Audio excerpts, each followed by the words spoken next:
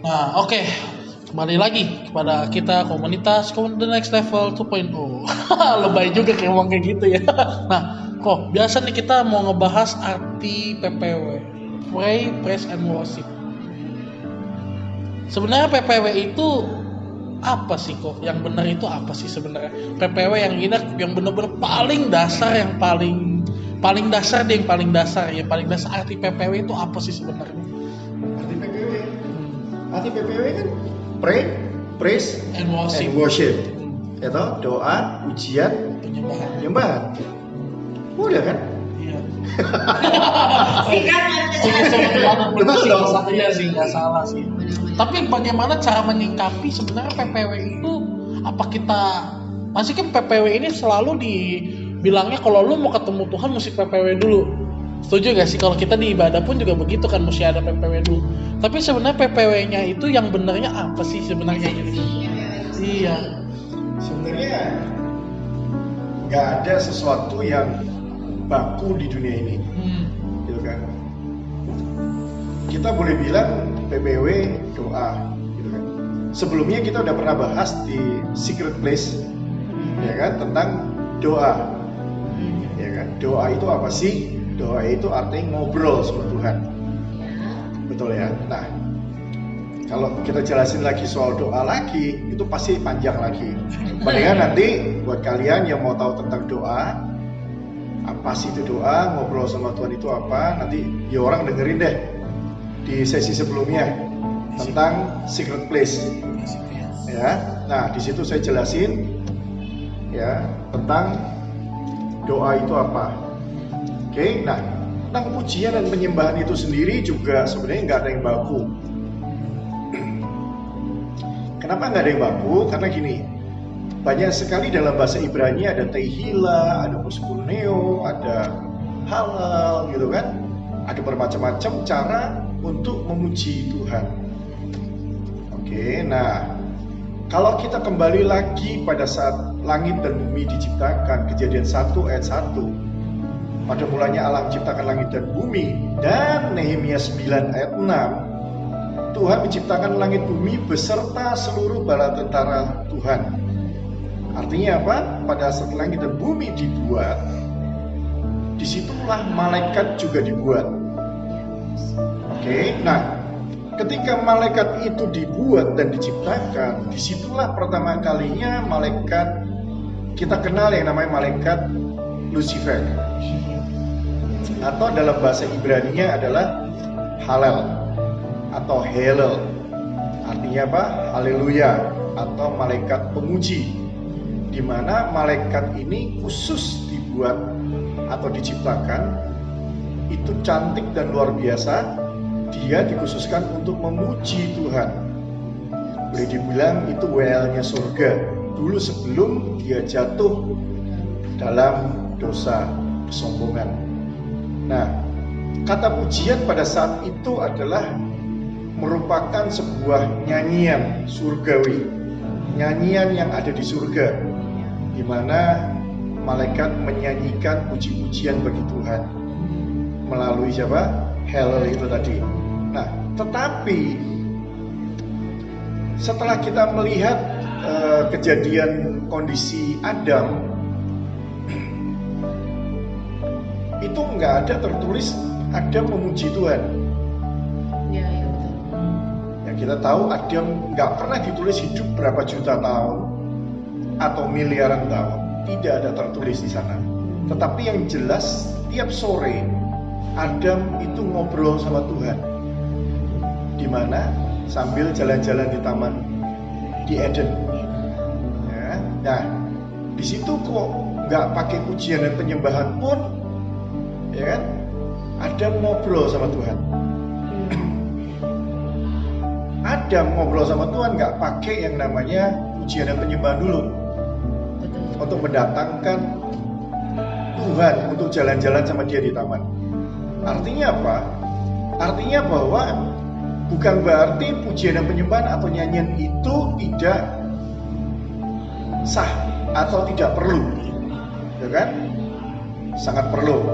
Tetapi untuk kita ngobrol sama Tuhan itu tidak wajib. apalagi di rumah. Ya, nah, kenapa sih kok nggak wajib? Karena pada saat Yesus sendiri di bumi, ya kan, dia tinggal langsung ngobrol sama Bapa di surga tanpa ada pujian penyembahan. Betul ya? Nah, memang betul ya di kitab Amos sama kitab para rasul bahwa Tuhan akan memulihkan pondok Daud yang telah roboh. Semua image kita tentang pondok Daud adalah tentang pujian dan penyembahan. Ya, di mana Daud bisa menjadi biji mata Tuhan, Daud bisa menjadi orang yang dikenan Tuhan, bahkan Daud bisa menjadi orang yang ada di hatinya Tuhan melalui apa? Pujian dan penyembahan. Nah, kita melihat ada dua versi di sini, ya kan? Ngobrol dengan Tuhan tanpa ada nyanyian, sama kita bisa ngobrol dengan Tuhan tanpa ada nyanyian. Yang benar yang mana? Dua-duanya benar. Oke, tidak ada yang salah atas semua doktrin-doktrin tersebut atau pandangan-pandangan seperti itu. Gak ada yang salah. Lo mau nyanyi dulu baru ngobrol sama Tuhan boleh. Kayak orang India gitu kan, mesti nyanyi dulu gitu kan, muter-muter ya kan. Ya, baru setelah itu menyatakan cinta gitu kan. Boleh, sah-sah aja, ya nggak? Salah nggak salah, ya nggak? Itu mesra dan itu kelihatannya keren gitu loh, benar nggak? Nah, tapi boleh nggak sih kita langsung ngobrol sama Tuhan tanpa ada puji-pujian? Boleh-boleh aja, sah-sah aja. Contohnya yaitu Adam dan Hawa di taman di Eden, mereka ngobrol, nggak pakai nyanyian. Nah, sama kayak Adam dan Hawa waktu di taman di Eden, waktu ketemu Tuhan, waktu ngobrol sama Tuhan, waktu jalan-jalan sama Tuhan, mereka nggak pakai nyanyi dulu, ya kan? Mereka tahu Tuhan datangnya kapan, ngobrol deh di situ. Berapa lama? Nggak tahu berapa lama. Ya kan, yang jelas mereka nggak kayak orang India, ya toh, mesti nyanyi-nyanyi, nari-nari, ya. Mereka just take a walk dan ngobrol sampai apa? Ya sampai Tuhan puas, ya kan? Nah, itu artinya apa? Artinya mencerminkan hubungan, ya kan? Nah, kembali lagi kalau kita melihat Daud nih ya. Bisa nggak sih, gitu kan, kita nyanyiin lagu-lagunya Daud, Mazmurnya Daud kita nyanyiin, ya kan? Tapi ribet. Kenapa? Karena tulisannya Daud, Mazmur Daud itu apa yang dia alami setiap hari itu ditulis. Waktu lagi dikejar Absalom, ya kan? Dikudeta sama anaknya sendiri, dia nulis lagu. Iya betul. Pertanyaannya, kita bisa nggak itu nyanyiin? Iya benar enggak? Iya kan? Nah, artinya apa? Artinya Daud itu dia menulis lagu, dia menuliskan Mazmur berdasarkan apa yang dia alami. Satu, yang kedua, dia mengalami setiap kebaikan Tuhan, dia tulis. Kemudian dinyanyikan dengan gayanya orang Ibrani kalau nyanyi, ya. Nah, beda dengan kita, ya kan? Kita rata-rata menyanyi semua dan nadanya, tapi kalau orang Ibrani nyanyi itu nanyanya hampir kayak datar, ya kan? Nah, susah juga ngejelasinnya di situ ya. Nanti kalian cari sendirilah itu lagu-lagu Ibrani padang pasir sana ya. Benar. Ya, nah, kita tahu bahwa kembali lagi untuk ketemu Tuhan itu nggak seribet waktu zaman Musa, ya, nggak seribet zamannya Daud. Ya, dulu saya pikir bahwa untuk ketemu Tuhan itu harus atau ada polanya. Oh iya. Misalkan waktu zamannya Musa ketemu Tuhan aja itu harus masuk dulu yang namanya kolam pembasuhan. mesti masuk lagi ke ruang Maha Kudus, kemudian ruang Maha Kudus. Dan yang masuk aja mesti harus imam, Iya. ya kan? Orang biasa nggak bisa masuk ketemu Tuhan. Ketemu Tuhan pasti mati. Imam aja mesti harus sebulan dulu menguduskan diri, Iya betul. baru bisa masuk. Itu pun belum tentu selamat. Iya betul. Tapi kan dia sebulan sekali, berarti mempersembahkannya itu mesti berapa sebulan sekali, memang harus Sebulan sekali. nggak setiap hari ya, Enggak. nggak seminggu sekali juga. Enggak. Jadi dosanya dirangkap selama sebulan. Hmm. Kemudian pengakuan dosanya setiap akhir bulan atau setiap tanggal-tanggal tertentu. Tapi berarti dulu tuh ribet banget ya. Ribet banget. Berarti berarti gitu ya, kalau misalkan 1 hari lu buat dosa, kalau lu masih berani pasti lu bakal mati gitu, Iya. pasti gitu kan. Nah, Makanya ada yang namanya korban penebusan dosa. hmm. Gitu kan. Nah, ribet banget.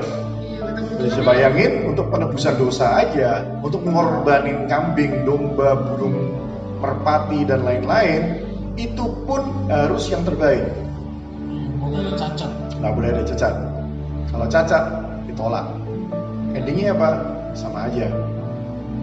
Ya, dulu untuk nebus dosa, untuk pendamaian, baru berdamai sama Tuhan aja udah ribet. Banyak aturannya. Iya. Nah, peraturan itu kemudian boleh dibilang ditabrak semua sama Daud. Ya kan? Kenapa ditabrak semua sama Daud? Karena Daud menghadap Tuhan itu tanpa pakai peraturan. Ditabrak dimakannya nggak ngikutin aturan ya. Betul. Itu kan pasti kan aturannya dia kan. Betul. Aturannya dia apa? Aturan sih hitungannya aturannya Tuhan dong itu. Iya. Tapi anehnya waktu zaman Daud malah ngikutin, nggak masalah gitu. Betul. Itu aneh banget sih. Iya. Karena bayangin untuk berdamai aja udah ribet. Gitu kan. Kita melihat dari zamannya Musa sampai zaman Daud, begitu banyak yang namanya hakim-hakim, para imam, ya kan, nabi, mau ketemu Tuhan aja ribet, Iya benar-benar. Jalan-jalan lagi ya. ya kan. Nah, tapi di zaman Daud pada saat itu Daud cuma gembala. Mending kalau gembala dombanya banyak, pengusaha juragan, gitu kan. Ya kan? Ternyata kalau kita ngelihat, gitu kan, baca Alkitab benar-benar, ya ilah, kambing dombanya Daud itu cuma 2-3 ekor. Mending kalau di atas 100, wih, juragan men, gitu kan. Ini cuma 2-3 ekor, artinya apa? Ya ilah, dia boleh dibilang pengangguran kelas berat. Betul nggak? Betul. Ya kan? Sekian lama kambing dombanya cuma 2-3 ekor. Nah, bisa bayangin, dan itu tiap hari kerjanya cuma di padang ngurusin 2-3 ekor. Gitu kan? Dia lebih banyak, ya kalau boleh dibilang ya benar pengangguran keras berat. Ya kan? Di padang sembari nungguin 2-3 ekor nyanyi. Ya kan? Tapi yang jadi masalah, setiap pujian yang dia nyanyikan itu berdasarkan atau dari hati yang tulus. Dia memuji Tuhan, dia mengucap syukur, dia menyenangkan hati Tuhan. Itu semua dilakukan dengan yang namanya ketulusan. Maka dari itu kenapa Tuhan berkenan atas hidupnya Daud. Nah, makanya dulu gue pikir, wah, nyanyi mau ketemu Tuhan itu ribet banget. Anda bisa bayangin kalau kita baca tulisannya Daud nih ya, Mazmur 100 ayat 4 misalnya, masuk masuk pintu gerbangnya dengan nyanyian syukur. Artinya apa? Di dalam bahasa The Message-nya atau dalam bahasa Inggrisnya itu password the gates of heaven itu thanksgiving. Lu bisa bayangin, untuk masuk gerbangnya Tuhan, itu yang pertama yang harus kita lakukan itu mengucap syukur. Artinya apa? Mesti pakai nyanyian ucapan syukur. Ya kan? Itu baru buka pintu gerbangnya Tuhan. Betul. Ya kan? Lu bisa bayangin, ya setelah itu masuk ke halamannya dengan pujian. Ya kan? Iya. Setelah itu masuk ke dalam rumahnya dengan penyembahan. Baru setelah itu kamu ketemu, masuk ke ruang Maha Kudus, ketemu Tuhan. Nah, aku bilang makanya ya, apalagi banyak sekali kalau saya lihat di gereja-gereja banyak sekali yang nggak ada aturannya. Ya kan, misalnya mereka nyanyi di awal pembukaan ibadah bukan lagu ucapan syukur. Dulu gue pikir, gila, pada ngerti nggak sih nih orang? Pada baca nggak nih orang baca Alkitab? Gitu kan. Udah ditulis buka gerbangnya aja harus lagu pujian tentang ucapan syukur. Gitu kan. Tapi masih banyak aja tuh di gereja-gereja nyanyinya nggak ucapan syukur awalnya. Ya kan? Nyanyian curcol semua kebanyakan gitu kan. Betul. Nah, lagu berikutnya adalah harusnya dengan puji-pujian. Baru setelah itu penyembahan. Apa itu? Roh Kudus isinya 7 kaki dian, yang berarti adalah 7 karunia roh. Ya, di situ kita penyembahan lah, ada yang pakai bahasa roh, ada yang nggak pakai bahasa roh, gitu kan? Itu terserah gerejanya masing-masing, gitu kan? Nah, ada dengan penglihatan, ya pokoknya semua karunia roh bekerja lah di situ. Baru setelah itu masuk ke ruang kudus, kita dengar firman. Di situ Tuhan berfirman melalui siapa? Para pengkhotbah, atau kita ketemu Tuhan langsung, gitu kan? Nah, dulu gue pikir begitu ribetnya untuk masuk ketemu Tuhan. Aturan-aturannya begitu ketatnya. Tapi terakhir setelah saya mengerti tentang bahwa Tuhan itu mencari penyembah-penyembah benar yang menyembah dalam roh dan kebenaran. Memang di beberapa saya lihat di bahasa Ibrani proskuneo, tapi ada juga tentang ginosko. Ginosko itu artinya apa? Artinya penyembah itu artinya ketemu muka dengan muka, atau yang namanya seperti suami istri. Nah, Tuhan mencari hubungan antara manusia dengan dirinya itu sama seperti suami istri. Makanya nggak heran, ya kan? Nanti di akhir zaman itu, ya kan, yang diangkat atau tentang pengangkatan atau tentang rapture itu tentang mempelai. Ya kan? Yang dicari apa? Mempelai, bukan orang-orang yang masih anak-anak. Gitu kan? Bukan orang-orang yang di luar. Kenapa? Karena mempelai itu udah ngobrolnya kayak suami istri, ya kan? Nah, kalau suami istri ketemu kan nggak perlu pakai nyanyi dulu. Ya kan, lucu kan, saudara, kalau kita ketemu istri atau ketemu mama atau ketemu papa, kamu nyanyi dulu, gitu kan, baru bisa ngobrol. Kan lucu, ya. Betul. India banget gitu, Bollywood banget gitu loh. Aduh, lama banget makan waktu itu. Ya. Film 3 jam, ya nyanyinya bisa 2 jam. Aduh, ngobrolnya kan. Ngobrolnya paling cuma berapa menit doang gitu kan. Nah, ternyata Tuhan itu ingin memulihkan hubungan manusia dengan dirinya itu sama seperti Adam. Makanya dia bilang bahwa Yesus itu adalah Adam yang terakhir. Artinya apa? Artinya bahwa Tuhan ingin memulihkan hubungan kita, hubungan manusia setelah jatuh dalam dosa gara-gara Adam, itu dikembalikan lagi. Sehingga ketika kita ngobrol sama Bapa, itu udah gak ada yang namanya penghalang-penghalang, gak ada yang namanya aturan-aturan ketemu Bapa kita. Dulu saya pikir ketika penyembahan juga sama, gitu kan, di gereja lagu itu harus majestic. Ya kan drumnya musik kenceng, kayak gitu. Itu baru hadirat baru berasa gitu kan. Kalau nggak gitu hadirat nggak berasa, gitu kan. Itu baru berasa merinding dan baru, kesannya ketemu Tuhan gitu loh. Ya kan, padahal berisik sekali sebenarnya. Ya kan, sorry nggak nyinggung ya. Ya, nah, terus kayak seperti itu apakah salah? Ya enggak salah juga, gitu kan. Tetapi kalau kita pikirkan kembali, ketika kita mau ngobrol sama Tuhan, kan nggak mungkin kita pasang lagu rock di kamar tuh, apalagi lagu heavy metal di kamar. Terus gimana cara ngobrolnya? Betul dong. Berisik banget. Masa kita ngobrol sama suami istri, masa ngobrol mesti teriak-teriak, bye, gitu kan? Tetangga dengernya, lu lagi berantem atau lagi ngobrol? Ya kan? Nah kalau kita lagi ngobrol, yang namanya chamber, yang namanya ruang Maha Kudus, itu sepi sekali. Sama kayak yang kita udah pernah bahas di secret place. Kenapa kita butuh secret place?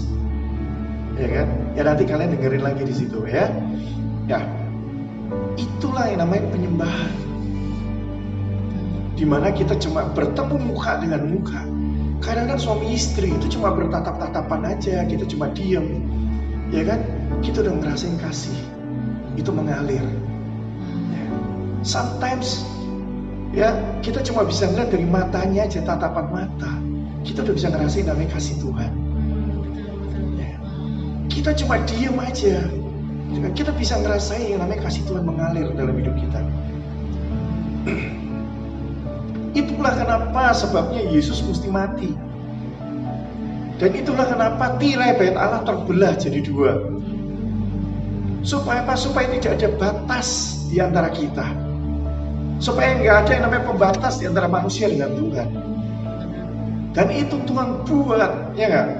Dengan kematian anaknya, dengan kematian Yesus, itulah yang membuat kita bisa kembali seperti Adam. We can talk with God. Ya kan? Nggak ada barrier apapun, nggak ada batasan apapun. Ya kan? That's why itulah indahnya dan itulah enaknya kekristenan masa kini. Beda dengan dulu, zaman dulu sebelum Yesus ada. Semua ada liturginya, semua harus ada tata caranya mau ketemu Tuhan. Salah mati. Benar nggak? Ya kan? Lu bisa bayangin begitu susahnya mau ketemu Tuhan. Dulu waktu zaman Musa, Tuhan mau ketemu bangsa Israel, ketemu umat yang menjadi pilihannya aja, itu aja ribet.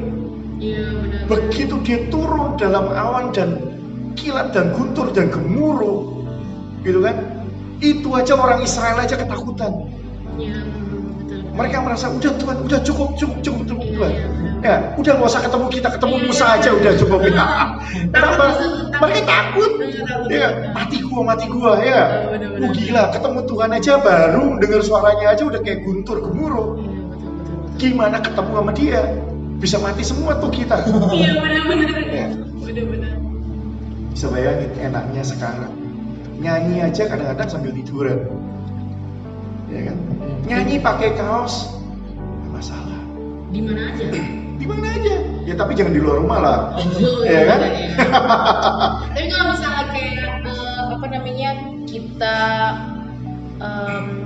kita selalu berpikirnya kalau menyanyi untuk Tuhan itu harus yang indah, harus yang bagus. Ibaratnya ya kalau yang suaranya halus itu gimana tuh? Maksudnya kayak nah itulah makanya indahnya zaman anugerah. Ya kan? Karena kita nyanyi bebas berekspresi. Lu mau nyanyi sambil nari boleh, mau suara lu fals kayak genteng dipecahin boleh. Suara lu kayak kucing meong-meong juga nggak masalah. Ya, suara lu fals kayak apapun nggak masalah. Tuhan nggak ngelihat suara kita. Tuhan ngelihat hati kita. Tuhan ngelihat ketulusan hati kita ketika kita memuji. Lalu bayangin kalau orang bisu muji gimana? Iya benar. Iya kan? Iya, Tapi betul, ketika betul. hatinya tulus, Tuhan pun tersentuh. Wow, keren. Iya, itu jadi masalah. Iya. Dulu gue juga pernah ngerasain juga gitu kan. Iya. Ketika dulu pernah naik menara doa gitu kan. Gue punya temen itu suaranya fals abis. Gitu kan.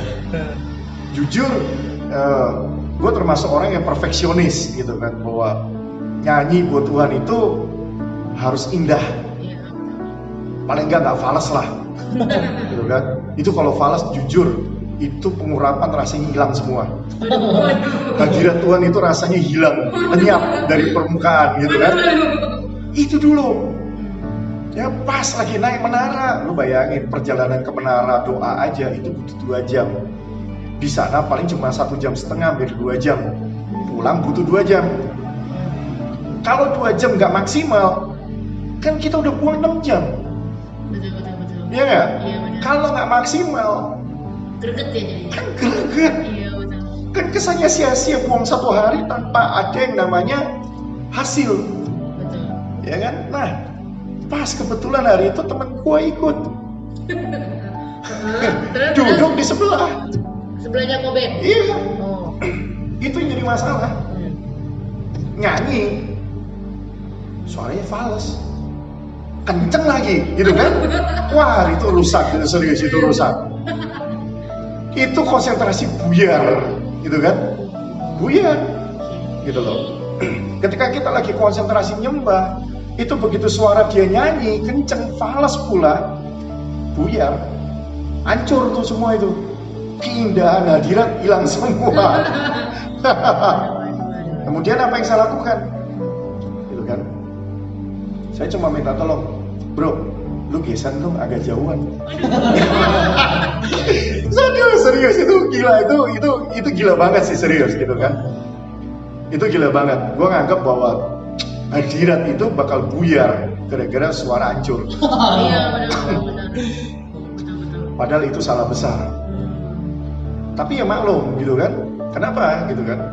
Gue dulu punya pemikiran masih seperti itu. Gitu kan.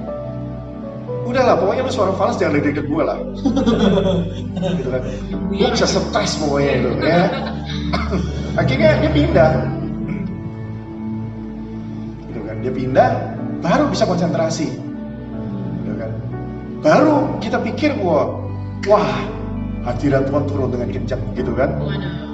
Padahal sebenarnya gitu kan, yang namanya hadirat itu ada suara fals, nggak ada suara fals, suara kenceng musik di luar sana, ada suara motor, ada suara mobil, ada orang teriak-teriak.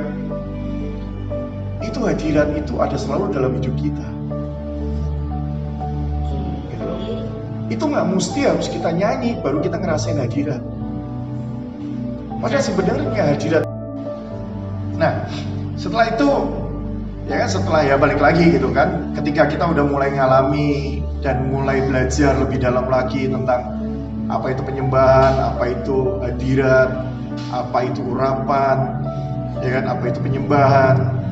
Dari situlah kita kan belajar lebih banyak bahwa hadirat Tuhan itu bukan dari cuma musik, cuma nyanyian, atau dari suara orang lain baru kita ngerasain hadirat.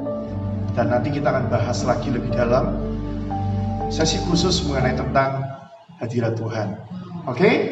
Sampai